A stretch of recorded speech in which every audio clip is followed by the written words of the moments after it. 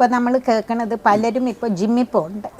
ജിമ്മിൽ വെച്ച് ഇഞ്ചുറീസ് പലർക്കും ഉണ്ടാവാറുണ്ട്. അതായത് ജിമ്മിൽ നമ്മൾ ഏതൊരു വർക്കൗട്ട് ചെയ്യുകയാണെങ്കിലും, അതായത് ജിമ്മിലായിക്കോട്ടെ, നമ്മൾ വേറൊരു കായിക വിനോദത്തിൽ ഏർപ്പെടുകയാകട്ടെ, എന്തിലാണെങ്കിലും നമ്മൾ പ്രത്യേകമായിട്ട് ശ്രദ്ധിക്കേണ്ട കുറച്ച് കാര്യങ്ങളുണ്ട്. Pre workout and post workout sessions എന്ന് പറഞ്ഞിട്ട് അത് ഏറ്റവും പ്രാധാന്യം അർഹിക്കുന്ന ഒന്നാണ്.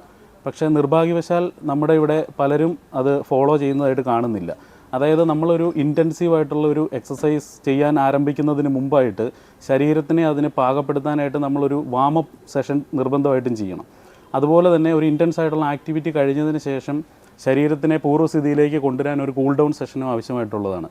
പക്ഷേ പലരും അതിനെ ഫോളോ ചെയ്യാതെ നമ്മൾ ഇന്നത്തെ കാലഘട്ടത്തിൽ നമ്മളൊരു ട്രെൻഡായിട്ട് ഒരുപാട് സ്ഥലത്ത് കാണുന്നുണ്ട്. ടർഫുകൾ ഒരുപാട് നമ്മൾ കാണുന്നുണ്ട് പല സ്ഥലങ്ങളിൽ.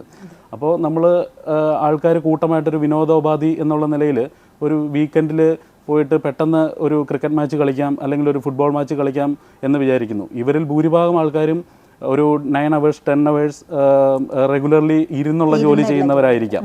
ഒട്ടും ഫിസിക്കലി ആക്റ്റീവായിട്ടുള്ള ആൾക്കാരായിരിക്കില്ല. അപ്പോൾ ഓടി ചെന്നിട്ട് ഇവരങ്ങനെ ഒരു വാമപ്പോ സ്ട്രെച്ചിങ് സെഷനോ ഒന്നും ഇല്ലാതെ ഒരു കളിയിലേക്ക് ഏർപ്പെടുമ്പോഴേക്കും പെട്ടെന്ന് മസിൽ പുള്ളു വരുന്നു, അല്ലെന്നുണ്ടെങ്കിൽ ഒരു ട്വിസ്റ്റിംഗ് ഇഞ്ചുറീസ് എന്തെങ്കിലും ഉണ്ടായിട്ട് ലിഗമെൻറ്റ്, അതുപോലെ നമ്മുടെ മുട്ടിനകത്തൊക്കെയുള്ള മറ്റേ മെനിസ്കൽ ടയർ, ഇങ്ങനെയുള്ള പല കാര്യങ്ങളും ഈ സ്പോർട്സ് ഇഞ്ചുറീസിൽ പെടുന്ന പല കാര്യങ്ങളും വരാറുണ്ട്. ഒരു അക്യൂട്ട് സ്ട്രെയിൻ മുതൽ അങ്ങനെ നമ്മുടെ ലിഗമെൻറ്റ് അല്ലെങ്കിൽ ഈ മെനിസ്കൽ ടയർ വരെയുള്ള കാര്യങ്ങൾ വരെ സംഭവിക്കാം. അപ്പോൾ അതിന് നമ്മൾ മുൻകരുതലുകൾ ആവശ്യമാണ്. ഇനി അതൊക്കെ താണ്ടി നമ്മൾ ഈ ഇഞ്ചുറി അഥവാ ഉണ്ടായാൽ അതിന് എത്രയും പെട്ടെന്ന് പരിചരണവും ആവശ്യമാണ്. അതിൽ ഫിസിയോതെറാപ്പിയുടെ റോള് വളരെ വലുതാണ്.